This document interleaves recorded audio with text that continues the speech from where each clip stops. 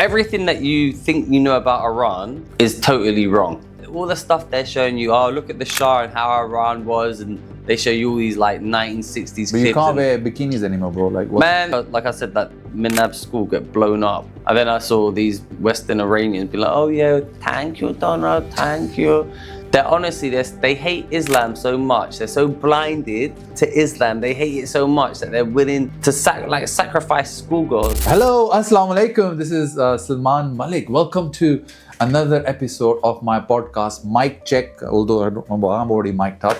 Hope you guys are well. Today I'm joined by an amazing guest. He's a stand-up comedian. He's been performing across the country for a very long time. And today we're going to find out about him and some really controversial stuff. So I'm here with Darius Davies. Hello. Darius, how are you, man? Thank you. Just shake hands. Thanks for having me. Okay, you all relaxed and chilled out, you know. Are you enjoying the weather outside? Yeah, nice day today. I was up late last night watching the wrestling, but WrestleMania. Yeah, you know it's not real, right? You know what? Watching WrestleMania, watching wrestling, understand it will tell you a lot about how the world works. Like I saw this old guy crying. You know, it was somebody retired last night. Who was that guy? Ric Flair? No. Brock Lesnar. Bro, He retired last night. He's still acting. Yeah, but what you understand is when you understand the way that wrestling's fake, but people still love it and they still go into it. Yeah. Oh, open up to the world. Then you understand that everything we see is fake. The world, and it's all manipulated, and the people are doing what they want to do, but people go along with it anyway. That's good. I remember the good old days of Rocky Maivia. You know, those who know Rocky. The Rock. Rocky Maivia. He came to Bahrain. I grew up in the Middle East, and they came for like an exhibition thing. You know, back in the day, we couldn't afford tickets, but I somehow got smuggled into it. But you know, I liked it. So how are you doing, bro? Good man, good, great. Yeah, I was just reminiscing about The Rock. The Rock was what he got me back into wrestling. Yeah. I hadn't seen him. Wasn't into it, and someone similar got me. But you know, your name is Darius as well. It's a very hardcore, strong Persian name. You know? Yeah. Are you into wrestling? You know, because it's quite a thing. I wanted to be a wrestler before doing comedy. That was. I wanted to be a wrestler. That was the dream to become a wrestler, but that didn't happen in the end. Okay, so who's Darius? You know, so we know you as a comedian. Is there any other side of Darius? Like, how would you, tell people who don't know you? Like, introduce yourself. I'm a stand-up comedian. Well, I'm a stand-up comedian, but I'm kind of somewhat outspoken. I wouldn't say I'm that outspoken, but I rub people up the wrong way. But all people. So some things you'll agree with me on. I agree with you on that, and there's some things you won't agree with me on. I guess I'm on here because you've seen some of my of course, man. The amazing work you do. So I've seen you perform. I've seen your clips online. So you're half Iranian, or Persian, as they call it here. Yeah. You're half Persian and half English, yeah. That's right. So which side of yours is more dominant, or a bit of? Man, so I grew up in England my whole life, and I always thought to myself, I feel English, but as I get older, certain things manifest themselves, or they come out. And things I thought, that's kind of like my English background. I started to realize, actually, maybe that's like an Iranian trait, a Persian trait that I wasn't aware of. So I think I feel culturally I feel like English, but I know I've got a lot of like cultural Iranian things. Fish and chips with a hint of kubide in there, Yeah, exactly like that. Now, do people around you, now that, you are very outspoken online and people, you are Iranian as well yourself. So when anything happens in Iran, do you think, it's time people ask you and expect you to say stuff? What's expectations from you? To be honest, a little bit that's happened. I wouldn't say that I'm like some sort of Iranian expert. I'm just giving my opinion as an Iranian, second generation Iranian living in London, because at the start of the war, you would have thought that every single Iranian is like, please bomb us. It's like, man, no, don't bomb us. My family's there. Can you not drop bombs on them? I've seen those clips, okay, fair enough. They're holding the Zionist flags and dancing and singing and everything. But I've actually seen people confused, like what? You're dancing? You're happy for US and Israel to bomb your own country? It's genuinely, it's disgusting. It's treacherous. But when you see it like first of all, I don't understand. So to those people who you see flying the Israeli, they're monarchists, right? Yeah. They're the ones that the West want you to see. They want the guy with they want. Look, they want it.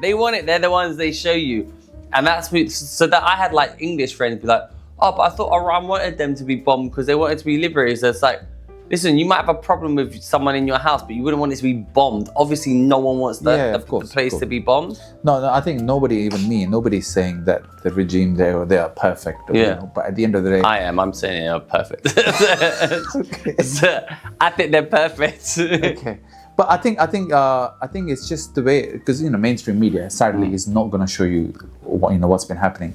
So what's the biggest misconception you think is about Iran or people of Iran in general?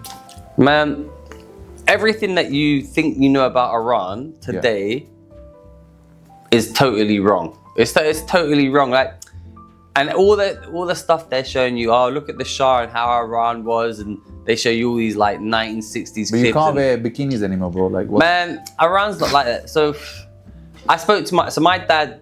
He came here, I think in '79. I spoke to him. I said, what was Iran like under the Shah? And so under Shah in Tehran, it was decent. It was like but the rest of the country had nothing. There was no electricity. There were no roads. There was no anything.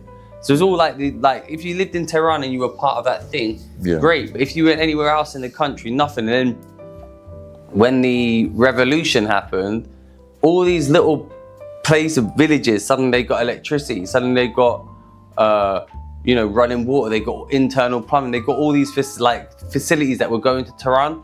The whole country got it. So one of the misconceptions is there's no popular support for the government in Iran.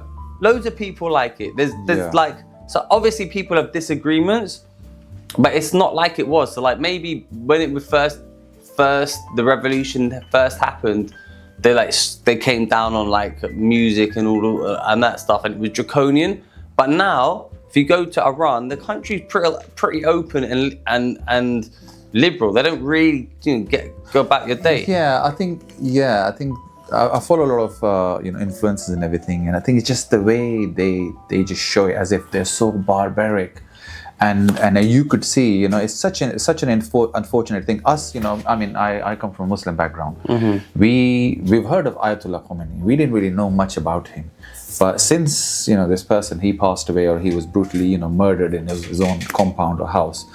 You got to see so much about him, the videos about how he was with the kids and everybody and how respectful he was and some of his teachings. And even I don't follow Shia Islam. Even people who are not Shia or, from Sunni background, we're like, wow, man, this guy was something, he was a man of some principles. But in the West, he's been shown off, as some barbaric, blood-hungry, bloodthirsty person, Everything you see in the mainstream media, in the news, is a lie. Basically, whatever they tell you, think the opposite. Everything they accuse someone of, they're doing it. And I think, on one hand, you've got Khomeini, who stood with his people and got killed with his people, and the Iranian leaders, they've been dying for their people on the front line. On the other hand, you've got Bibi Netanyahu flying off to Berlin, and Trump in Mar-a-Lago. So I mean, it's all. I think the world's changing. The world's changing. Propaganda doesn't work anymore. This is what and America and the West haven't cottoned on. They think it's still like the 19th century. Everyone else are savages. It's like, man, go to any country now. All countries are modern. All countries are You're not like, we're impressed anymore. No one's impressed with America and Israel and all that stuff anymore. A lot of people, when the whole war situation started, were, siding with the US, and they were like, yes, we need to, liberate the women and everything.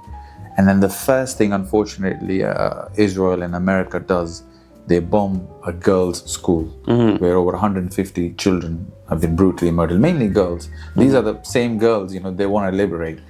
And I just couldn't understand the fact that even after that, those Pahlavis or whatever you want to call them, they're still singing and dancing on the streets of London. How could you even do that when you know that somebody's children, people have lost their lives? And when they were interviewed, some of them were like, do you think it was worth it? They're like, yeah, it's worth it. It's like, you're never going back to Iran. You will never be allowed back in the But country. even if you do, you're not gonna blend in. So why are you so worried? If you're living in the UK, you got a perfectly fine life. Yeah. Yeah, it was very, shocking and heartbreaking.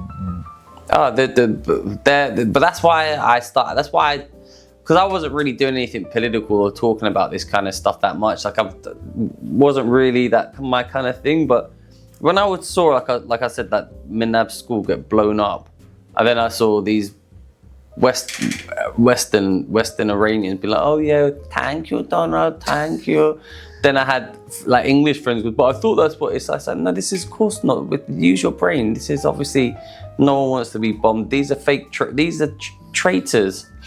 Some of these people, these monarchists, they're honestly they hate Islam so much. They're so blinded to Islam. They hate it so much that they're willing to sacrifice schoolgirls. Like nothing you can tell me. There's nothing. Like even say my family had problems with the regime, right? Yeah. Say I had been tortured by the regime. Even if that had been me, I would never want me. I want other people to pay for my crimes. Like I would never say, oh, it was worth it because I'm gonna get some justice. It's like it's not. I can't make someone else pay. And these people sitting in Miami or wherever, LA. Are like cheering for people to get bombed and they're in another country. So, because I know you've been very vocal. So have you got a backlash from people, saying, you're Iranian, your name is Darius, how could you betray us and support the regime? You know what? Most people have been Supportive? Yeah, supportive. I had a few Iranians a couple. I'm not gonna come to your show again. Well, a couple of Iranians. We had a few family friends have come. Like my dad's friends with Iranian and fallen out with them. But it is what it is. And then I had mostly been good. And I was one girl Iranian girl who I fell out with because she's you're supporting the regime. I said, man, the regime are the only ones who stopping bombs dropping on people's heads in Tehran. He said he's going to obliterate and end civilization. Obviously, I'm not going to support the Americans and the Israelis when there'll be nothing to liberate once they've gone through everything. No, again, it's very. Do you think the West and everybody else, perhaps maybe America, underestimated how powerful and how courageous people of Iran are? Because Iran is now up against one of the strongest army perhaps ever, with the kind of technology and the number of fleets America has, and Israel on their side. I think all of us never thought that Iran would probably come out as a winner, to be honest. Well, you know what? Actually, I could push back on this. A lot of people knew that Iran was. That's why no presidents ever tried to go into Iran. In fact, because they knew Iran's kind of like impossible to beat. Yeah. In 2003 or 2000, Americans war gamed this. They did a thing called the Millennium Challenge, where they simulated war with Iran, right? They did it once and they got battered, they lost. They said, you're cheating, you're not playing. You're cheating, you're not playing fair because you're doing it asymmetrically. So they made them do it again. They lost the game because Iran's it's like a prison. It's got big mountains on each borders. So it makes no sense because even if they fly in their troops, they've got to resupply their troops. It's not flat land. It's like mountains. It's a fortress. So every 2 days, Donald Trump would just drop like the most random tweet or whatever you call it, and he'd be like, "Yeah, stop it, you." Then I'm gonna do this. He would just act like one of those uncles who's got dementia and he'll forget about what he's been talking about. So how do you see him and how he underestimated the whole thing, basically? Well, I mean, I'll be honest. This war is the fog of war and makes no sense. Like trying to get real information, because if you're listening to the Americans, if you listen to them, they're winning easily. We'll kill them. Don't listen to them. Just look at the facts on the ground. This is a 2-day operation. It's now day 50 going on. It's like, we're winning. All their bases have been destroyed. They're out of the thing. Their navy's the best navy in the world. Can't even go into the Strait of Hormuz. So you can't listen to him. But now it's harder to get information coming out regarding Iran because they're censoring those accounts. So it's hard to kind of figure out what's actually happening and what the true lay of the land is, but you can see that what we're being told in the West isn't the actual truth, because Iran have said, okay, we're going to shut this down until you stop bombing Lebanon, and they're starting to do it. It's hard to kind of figure out costing everything. US, they're losing billions of dollars on weekly basis, so they're losing a lot of money, and people back in America are probably waking up to the fact that maybe we didn't really need this war. And then Trump went into without planning. He probably didn't have an idea how straight the Strait of Hormuz is. This is it. Rubio came out and said, this is Israel's war. Yeah. This war serves no one, doesn't help. Well, actually, if the war ends as it is now, I think it's been a massive, other than the death, which is awful, Iran have come out of this strategically the winners by every single metric. It's like a humiliating loss for America. So that's why I can't see them taking it, because a loss like this means that America's done. So how can they do it? So when the whole war situation started, I got family in Bahrain, which is just next to Iran, and so it's a very unfortunate situation. On one side, you want the best for the people of Iran, but Iran is also attacking where your parents live. Now they're not really trying to attack civilians, but they're trying to attack American bases and everything. It's a very confusing situation, and then you get those Habibi come to Dubai types. Because the Dubai holiday is cancelled, and have you seen these these influencers stuck in Dubai, and they're like, oh my god, it's more like situation, and there is interception going on. Have you seen those videos of those? I've seen it. I've seen people saying target, people putting the coordinates for places in Dubai, saying Iran, get here. There's some influencer, and I think over 70 British influencers were arrested just because they just put a video out of what's been happening. But that's the thing. Like, it's hard to get information because there's so much censorship especially in Israel. There's all the videos are censored, and throughout the Middle East, they don't want any of the videos because they don't want you to know what the actual reality is on the ground. Because then consensus would be even worse. So it's just hard to kind of figure out what's going on. On one side, this was happening in Dubai and influencers crying. Then there are clips of after 10 days when people were stuck, and those people. There were no flights out of Dubai, that they had to either drive to Oman or Kuwait, which is hours away, and then catch a flight back, and sometimes it costs you up to £5,000. And once they got to Heathrow, they came back from a war zone, bro. Have you seen this lady's clip? No. I'm going to show you. She was like, I'm so happy to be alive. I'm so happy to be alive. And there's random guys in Pakistanis holding pinkies and walking around in Dubai. So, I think perhaps in that part of the world, I'm from Pakistan, so we're so used to similar situations that we don't maybe take it. But perhaps people in the West are not accustomed to bombs or missiles going around you. Yeah, 100%. Although me personally, I think this war's going to be bigger than we think. I think it's going to all start off. But yeah, Western people, for them, it's just a photo opportunity for the influencers in Dubai. Like, oh, look. But then it's like, oh, actually, it's quite real. Yeah. But yeah, maybe if you're from the Middle East, you're accustomed to missiles. But you shouldn't be. Shouldn't be accustomed to it. No, another thing has happened, right? So all of a sudden, in Pakistan, so I come from Pakistan, we got borders with Iran and everything. So Pakistan, we've been missing our Prime Minister Imran Khan. I don't know if you've heard of him. He's currently in jail. We really miss him. So the diaspora or the overseas Pakistanis, we don't really support the current government as much as we would love to see Imran Khan back. But I think the way they have mediated, we have to commend that how they've come out. So our government is siding with US, but also the Iranian government, they really respect them. So they recently held these talks in Islamabad. We didn't get much out of it, but it was just seen as, in Pakistan or overall, it was just seen as a gesture of peace, where Pakistani Prime Minister got the Iranians and American on the same table. But you know who wasn't happy? India. No, fatherland and motherland.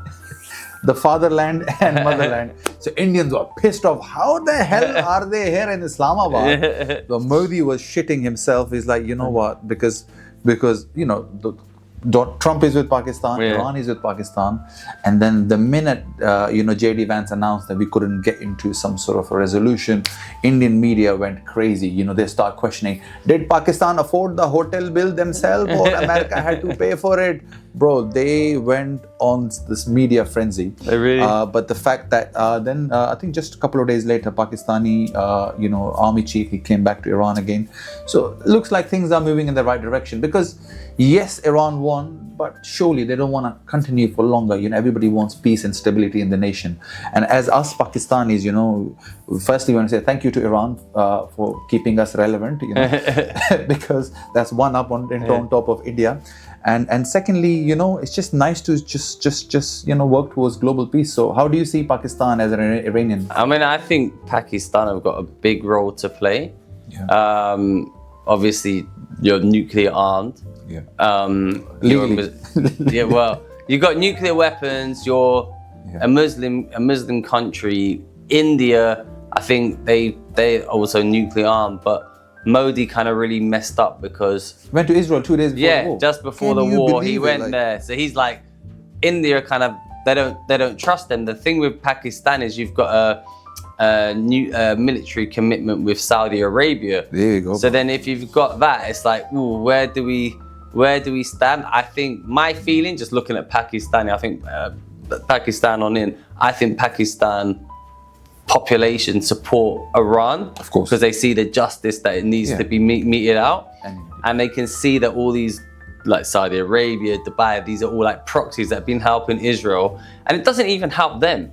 It's like when push comes to shove and you need your own rockets to defend yourselves, they take them from you and they give them to Israel. Plus we have apart from being Muslim, our language Urdu is 70% Farsi. Oh, really? Our national anthem. So the national anthem of Pakistan is 100% in Farsi. It goes like Pak Sar Zameen Shad. So culturally, religiously, we got so much in common. It's just our food is a bit spicier than yours. A lot of meat again.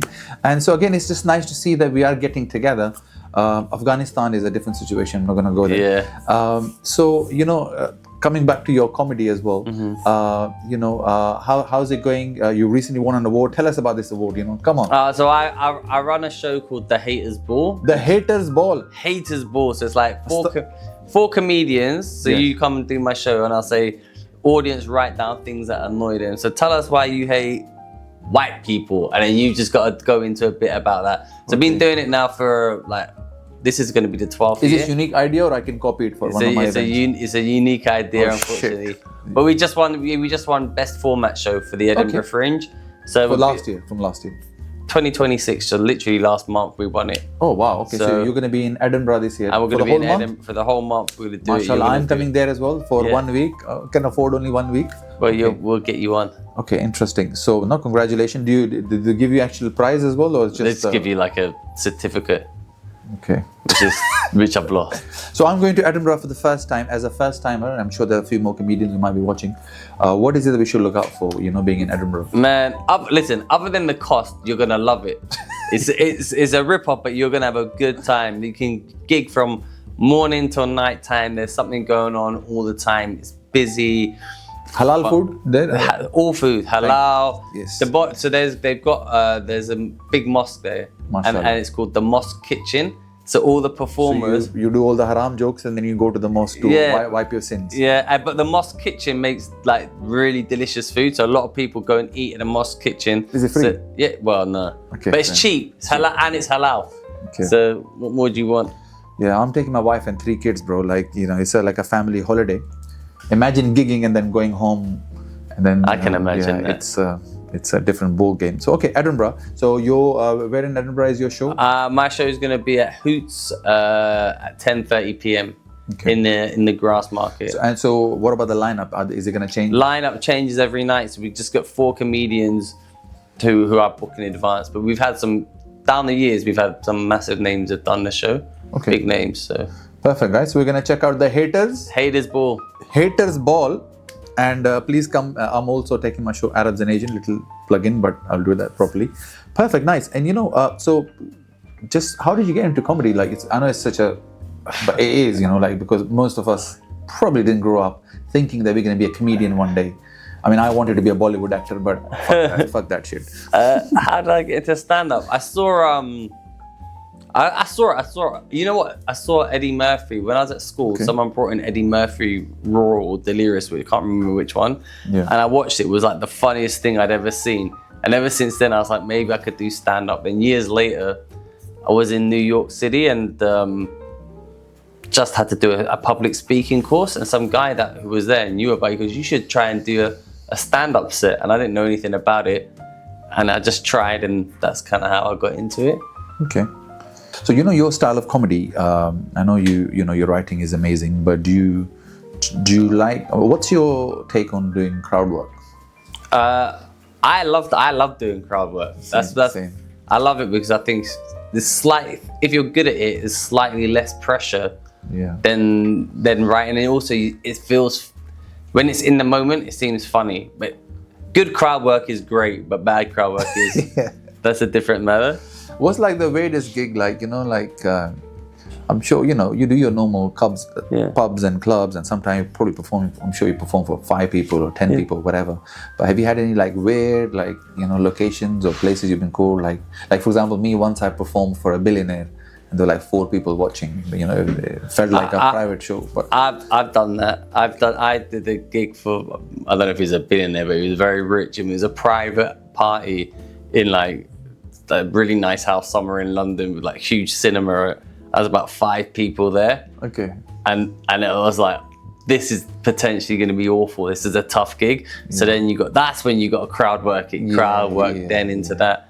But yeah, I've done that gig. I've done loads of gigs. I've done some random gigs. I just recently did a gig in Australia in a gay bar.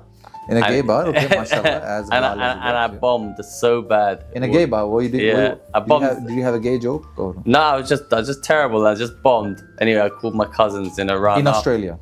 Yeah, in Australia. I called my cousins afterwards. I went, listen, I just bombed in a gay bar. And they were like, mashallah, brother, mashallah. Just for anybody watching who are not a comedian, bombing a gay bar doesn't mean that he wanted to wipe them off. It means that that's for the joke.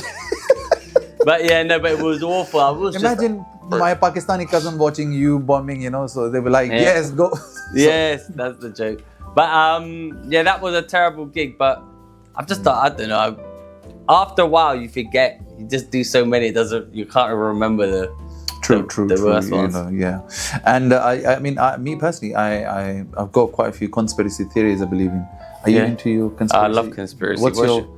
Well, one of my mind. Well, I've got the moon landing. The obvious one.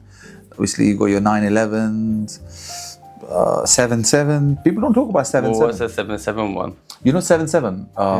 You know 7/7, right? Yeah. So when 7/7 happened, 7/7 was our 9/11 in it. It's the UK version. It's a Timo version of 9/11, unfortunately. And I think just after 7/7, like this is literally 2009, a documentary came out called 7/7 Ripple Effect. This was on YouTube. It's been taken off, and that documentary, like, it's just done by some guy, and it's one of the first conspiracy theories on YouTube. Like YouTube was still, and I think what the theory examines that just 2 days before this happened, a BBC Panorama program came up a few days earlier, and then leading up to the event, how all the security cameras were owned by Israeli companies and they were not working, and they've just got a random, like, really 3GP clip of these 2 guys walking into Luton Station. That's all they have to show us. And then when you just put everything together, and how Blair wanted to go in Iraq war and everybody was against it. So when you put all the dots together, like, false flag. Yeah, false flag. Because if a bunch of Muslims really, first of all, us Muslims are not that organized. Come on, man. We can't be, especially back then, when we didn't have all these apps and everything. Yeah. Right? So we're not that organized, right? So how can a bunch of Muslims do this all sync together? Come on, we can't even dance. Oh, listen, there's not a conspiracy theory I never read. I didn't believe in. It's like, why not bring your passport with you to this 9/11 bombing, which will float down and land? Yeah, right they find it. But I think now, now through social media and how, people are really like, anything happens, the first thing you just look around and you could just tell.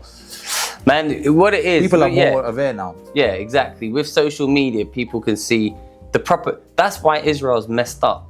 Yeah. Because the way Israel for the longest period of time was able to survive and do what it does is because it owned all the media, owned all the propaganda. That's why Larry Ellison's bought TikTok. That's why they've got CNN with Barry Weiss. That's why, so they can control, the horse is gone now. People see with their own eyes. And once, the best thing I've said, once you realize you've seen propaganda, it's hard to, once they've seen, it's hard for them to get it back to unseen. You can never unsee it. I was watching Iron Man 2 or 3, I can't remember, one of those two, right? And it just mentions Pakistan, Afghanistan. Like, imagine kids, like, I've got like 5-year-old watching Iron Man. He's a big Iron Man fan.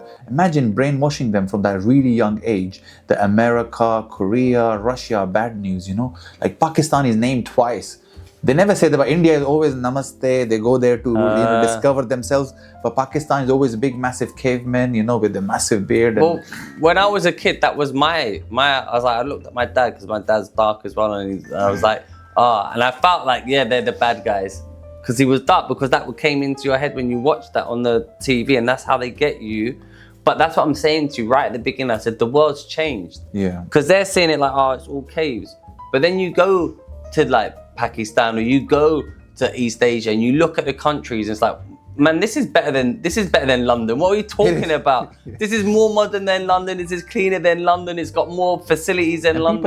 People are friendly. Yeah, and so they don't realize the world's changed. They think, oh, I've got a big ship and I've got loads. That's not how it works. It doesn't work like that anymore. It's asymmetric. It's not 19th century. It's not. And I'm glad, you know, like the whole situation in Iran, which is happening right now, if this happened 20 years ago, they will prove us why this was so important, and we wouldn't know exactly what went down, and we would know America won it. You know? Yeah, well, I mean, I don't think America won a war, any war they've ever been in. Probably never. They lost to Vietnam. They lost to Afghanistan. Left Afghanistan. Yeah. Yeah, they all. America's only wins war because America thinks winning wars by killing children and killing women and stuff. You know, one thing or one person I just can't get over. Like, this guy died years ago, but he's still so relevant. Jeffrey Epstein. As comedians, people like to make jokes about him, but on a serious note, like, how messed up was this guy and his network? Now, a lot of the time, the mainstream media doesn't really connect him to Mossad or Israel, but he was an Israeli agent, wasn't he? Well, I think online definitely connects into Mossad and to Israel. What was funny is the mainstream media tried to connect into Russia. They were like, oh, it's a Russian disinformation. Russian guy called Epstein. But it's all like, the world sees through it now. They can see, but it's the thing about Epstein is, if you listen to what the crimes that have been committed, they sound so crazy, so horrific that they don't sound, even you saying them makes it sound fake. Yeah. But they actually happen. So people still can't understand how crazy and disgusting the world is. But you know what, we live in a world that we are still able to read some of them files. Like, I don't think it would have been possible before, like, you know, because we have internet and the technology and people to go out there who can go through it. And that's a censored version because a lot of them is black mark. I don't know what that terminology is. So I don't know what's actually out there. Yeah, well, they're trying to get it all released, all the files, but I don't think we'll ever see. You're not going to see. So basically, the period from 1998 to 2001 is all redacted and gone. You're not going to see them because it will say that 9/11 was an inside job, in my opinion. Of course, no, it was like there's no. I think it was. I think it was an inside job. I mean, it justified everything else that came afterwards. So, comedy-wise, Edinburgh is coming up this summer. What else is going on? Edinburgh coming up, just gigging, trying to I've got 2 kids as well, young kids, and they're How old are they? 4 and 2. Okay, I've got. I like to say it. I don't know if they're gonna watch it, but I've got 6, 7. I've got 6 and a 7-year-old. Yeah, man, it's 6, 7. Yeah, it was just gigging and trying not to fucking lose my mind. Did you do the school run this morning? No, sometimes I usually do it. I'll be doing it tomorrow.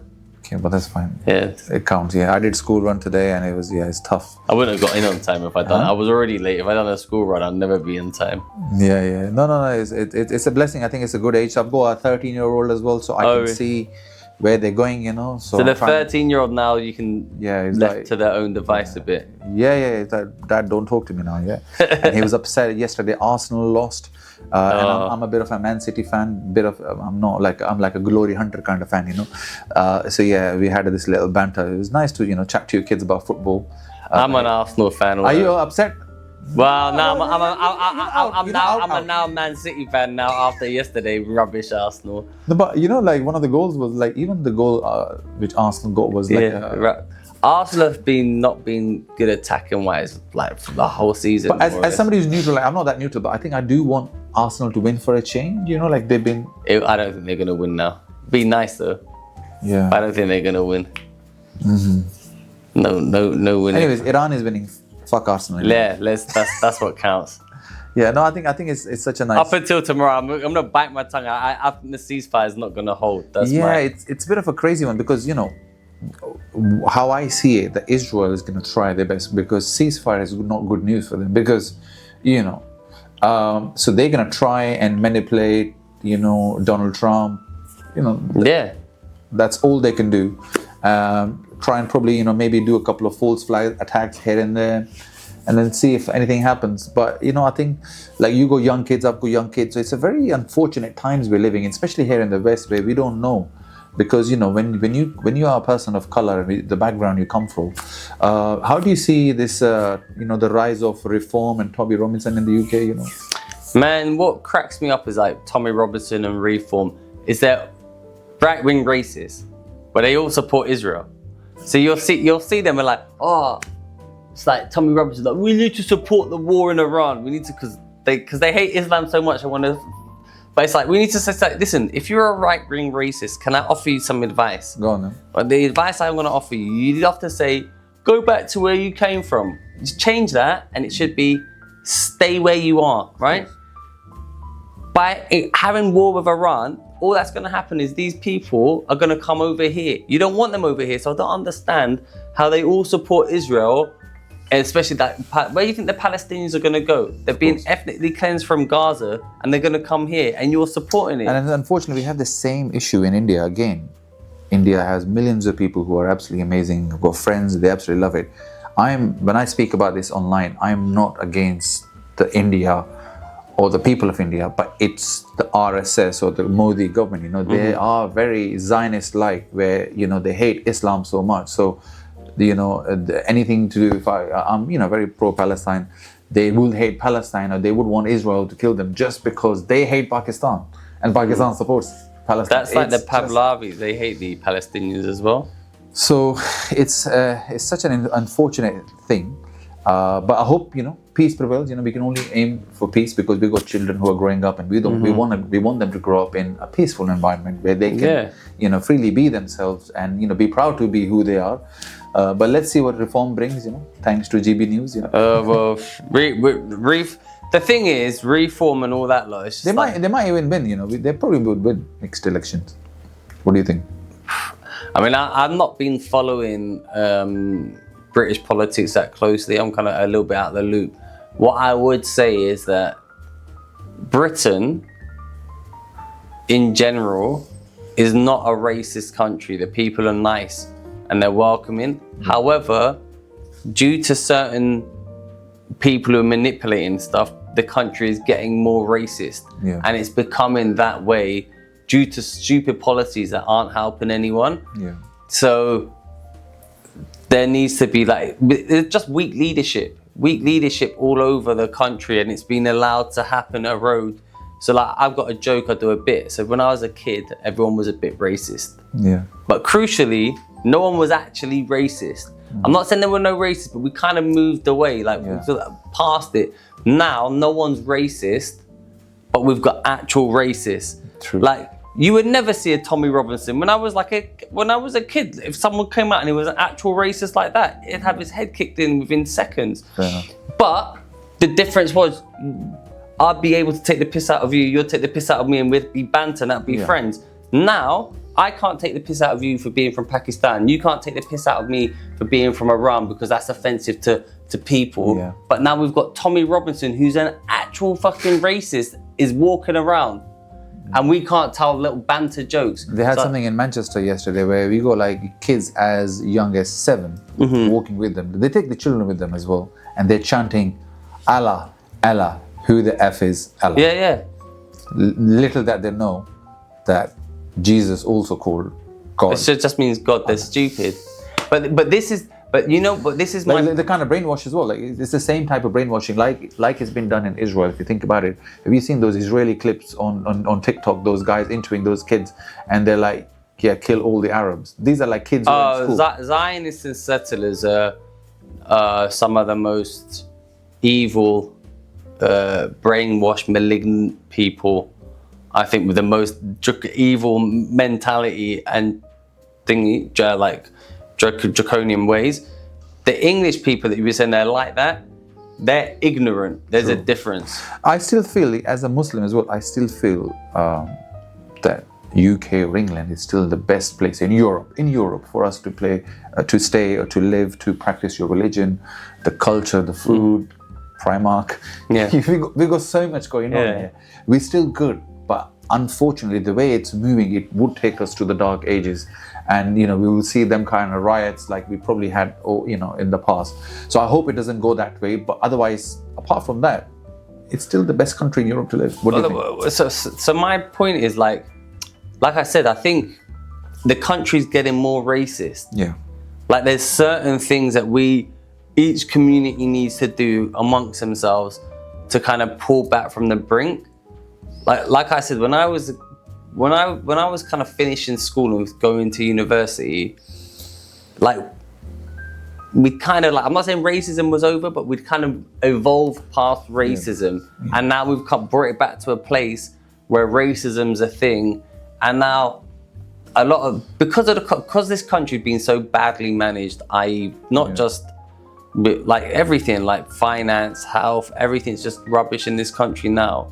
Instead of just saying, oh, look, we've got this government who's taken all these controversial PPE payments and just stealing from the country, it's easier for them to go, oh, you took my money. And they blame it on immigrants when the country's been mismanaged and deliberately allowed to go rubbish. But I also think, like I genuinely believe that like the country's more racist now, but no one's racist, and it needs to be stopped.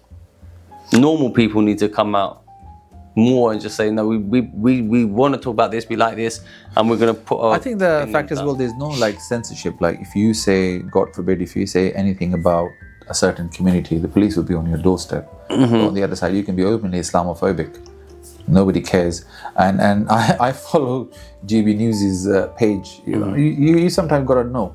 And every news is Pakistani grooming gangs, Pakistani this, this Muslim that, this is what Palestine has done, this is what is, and I'm like, where is Ofcom?